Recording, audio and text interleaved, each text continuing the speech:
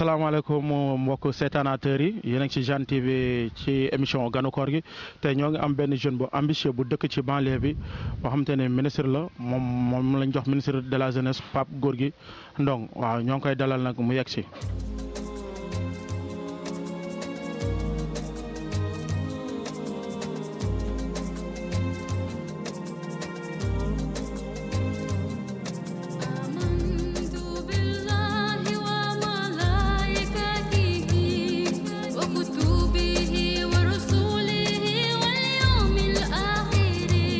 waaw monsieur le ministre ñoo ngi lay dalal bu baax yow yaay ministre de la jeunesse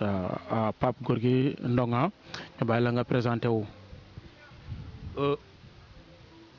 salaamaaleykum ci présentation nag comme ni nga ko waxee je me nomme Sénégal ñëpp ma xam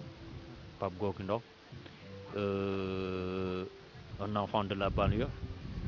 dëkk fi juddoo fi màggee fi daal loolu laa mënoon présenté wu ci lu ndaw daal waaye. waaw monsieur le ministre kontaan nañu bu baax a baax ndax woo nañ la nga daal di teew nekkul ñëpp a ko mënoon ñoo ngi jégalu tamit ci dérangement bi bu baax waaw ndax yéen da ngeen a bëri yitte waaw monsieur le ministre ñoo ngi la bëggoon a laaj comme l' enfant chéri de Pikine nga sa parcours nga cofal ñu si tuuti xam naa ne moom bëri woo temps. ok merci beaucoup ci question boobu parce que ci parcours bi ci lu ndaw rek laay cof parce que. fi may commencé mooy nekk naa fi DG AGET jóge foofu itam ci ay liggéey nekk naa fi conseiller municipal en 2009 nekk naa fi ministre délégué Diène Farba Sarr ba tey ni ma toogee nii tey en tant que ministre de la jeunesse laa fi toogee waaw parcours bu ndaw boobu rek laa doon tënkal comme que parcours bi tey bu ma la ko woon amaana fii la ñuy fanaan waaw loolu la woon daal. monsieur le ministre fi nga jaar riche na bu baax a baax gis nañ ko te ni ngay liggéeyee amul kenn ku mu ëmp biir Sénégal fii jàppale Macky Sall rek moo la tax a jóg waaw monsieur le ministre est-ce que koor gi yéen ni ngeen koy dundee moom lañ bëggoon a xam ba xam yéen da ngeen di woor wala yéen doo leen woor. xam nga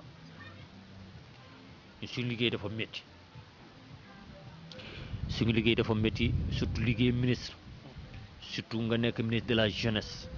nekk jeune yore jeunesse bi. loolu dina nekk loo xamante ne lu métti lay doon amaana nag man damay woor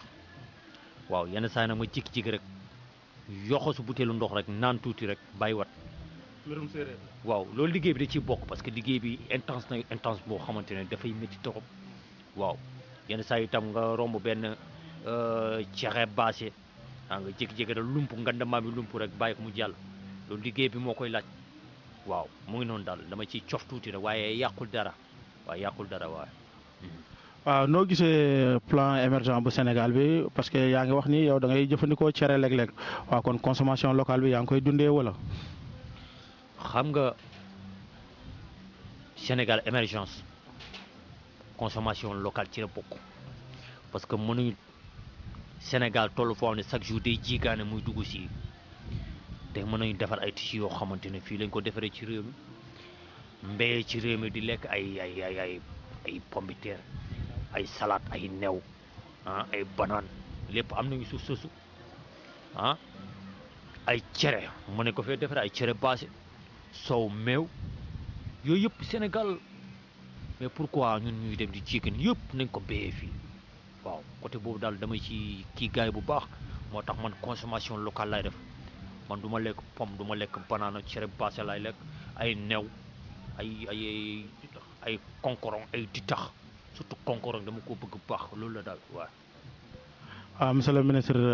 tontu nga ñu ci laaj yi waaw monsieur le ministre ñu laaj la sa dernier mot lan la. sama dernier mot mooy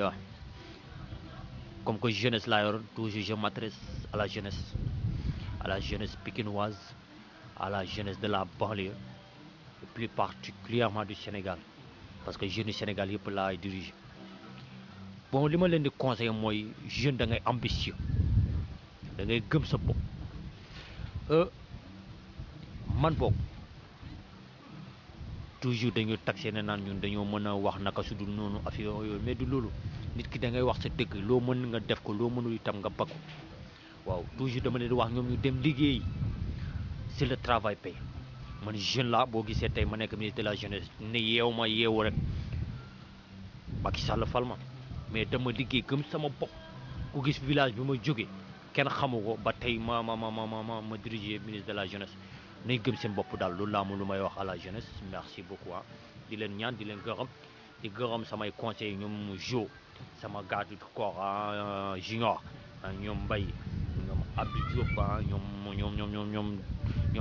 ñoom Beck ñoom Diakhou Sadam ñëpp gërëm naa ñëpp waaw merci beaucoup.